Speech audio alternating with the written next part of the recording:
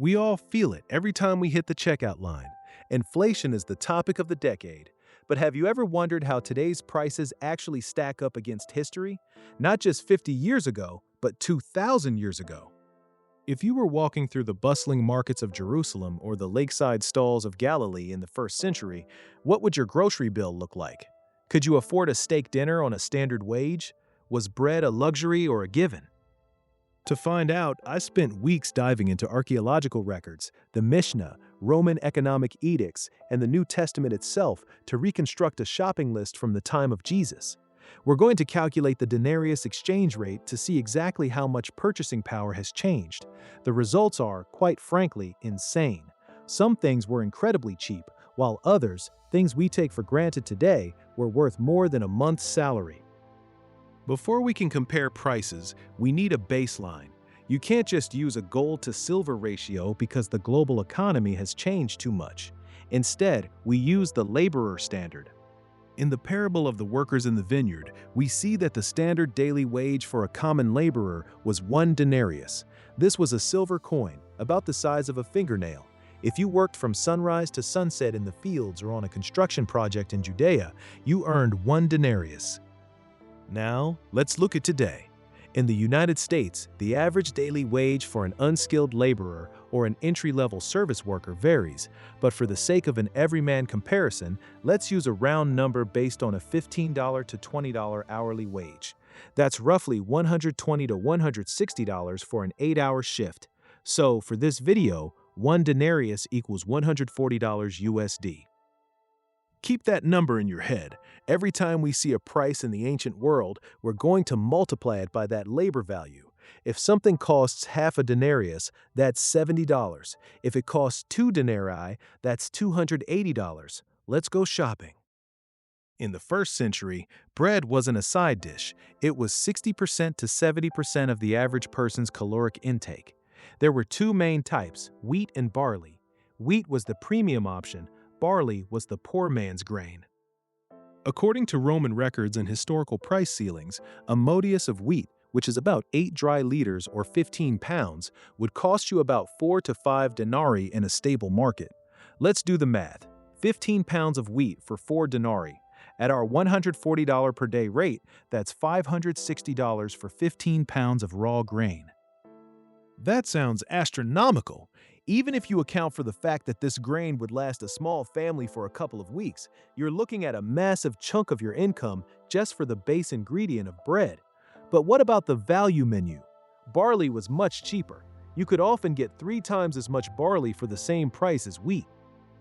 This is why in the miracle of the feeding of the 5,000, the boy had barley loaves. They were the budget option. In today's world, you can buy a 20-pound bag of flour at a big box store for about $10 to $15. To an ancient laborer, our modern grain prices would look like a literal miracle. We are paying about 2% of what they paid for their daily bread. If you lived in Galilee, your primary protein wasn't beef or chicken, it was fish, specifically tilapia, known today as St. Peter's fish or small sardines. Fresh fish was a luxury for those living near the shore. For everyone else, it was salted or pickled.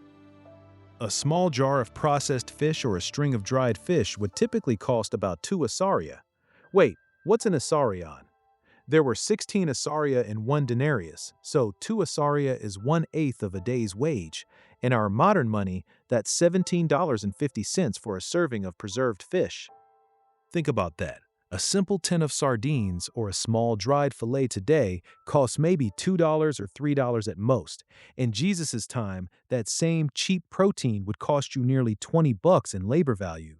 Eating meat or fish was a deliberate financial decision, not a mindless snack. This gives us a new perspective on why the miraculous catch was such a big deal. When the disciples caught a boatload of fish, they weren't just getting dinner, they were hitting a literal jackpot. That many fish represented weeks, if not months, of average wages pulled out of the water in a single morning. Red meat was the Lamborghini of the ancient food world. You didn't just go to the store and buy a steak, you bought an animal. A lamb for a Passover sacrifice or a feast could cost anywhere from 3 to 5 denarii depending on the season and the quality. Using our $140 baseline, a single lamb would cost you $420 to $700. Because of this, the average family only ate red meat a few times a year, usually during major religious festivals or a wedding. Now, compare that to today. You can go to a grocery store and buy a leg of lamb for $40 to $60. Even if you bought a whole processed lamb from a local butcher, it might run you $300 to $400. But the real insane difference? Beef. Cattle were work animals. To kill an ox was to kill your tractor. Therefore, beef was almost non-existent for the common person. A fatted calf, like the one mentioned in the story of the prodigal son, was the ultimate sign of wealth and celebration. That single meal would be equivalent to spending thousands of dollars today on a private chef and premium Wagyu for the whole neighborhood. Now we get to the staples that were actually relatively affordable: olive oil and wine. In Judea, these weren't luxuries, they were essentials. Olive oil was your butter, your soap, and your electricity. It was the primary fuel for lamps. A log of olive oil, about half a liter, would cost roughly 1 asarion. That's $8.75 in our labor-adjusted money. Honestly, that's not too far off from a high-quality bottle of extra virgin olive oil today.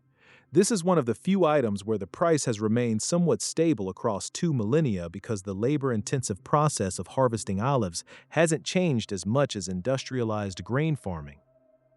Then there's wine. In the first century, nobody drank water straight. It was often unsafe. You diluted wine with water to purify it. A standard amphora of local table wine, about 25 liters, might cost you 1 to 2 denarii. If we break that down to a 750 milliliter bottle size, a bottle of everyday wine in Jesus' time would cost you roughly $5 to $8. This is the one area where the ancient world might have us beat. Because wine was a local agricultural product with no bottling costs, no labeling regulations, and no liquor taxes, it was incredibly cheap. When Jesus turned water into wine at the wedding in Cana, he was providing a massive catered gift that saved the host a significant amount of money. What if you didn't want to cook? What if you were traveling and needed to stay at an inn? We actually have a very specific price for this in the Bible. In the parable of the Good Samaritan, the man gives the innkeeper 2 denarii to look after the injured traveler. Think about that. 2 denarii is $280.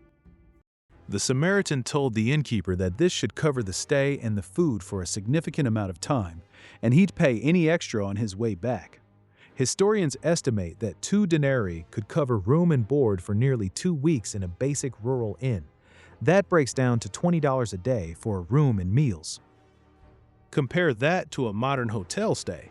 A decent hotel today is $150 a night, and food is another $50. You're looking at $200 a day.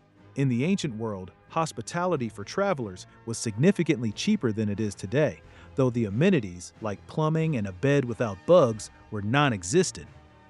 So, let's look at the final tally. If we were to buy a survival basket for a family of 4 in the 1st century for 1 week, grain, wheat, barley mix, 2 denarii, $280.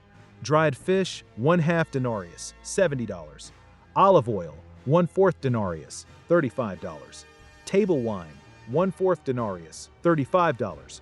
Vegetables, lentils, onions, 1/4 denarius, $35. Total, 3.25 denarii, or $455 per week. In today's world, a modest grocery bill for a family of 4 is around $150 to $200. The verdict: life in the 1st century was brutally expensive in terms of labor. A worker had to spend nearly 4 out of their 6 working days just to provide basic calories for their family. There was no disposable income. There was no saving for retirement. You worked to eat. The insane difference isn't just the price, it's the security. Today, we pay a fraction of our income for a variety of food that a Roman emperor couldn't have imagined. So, the next time you see the total on that grocery store screen, remember, 2,000 years ago, that same bag of groceries would have cost you your entire week's labor, and you'd still be hungry for more. If you enjoyed this deep dive into the economics of history, hit the subscribe button and let me know in the comments, what other time period should we shop in? See you in the next one.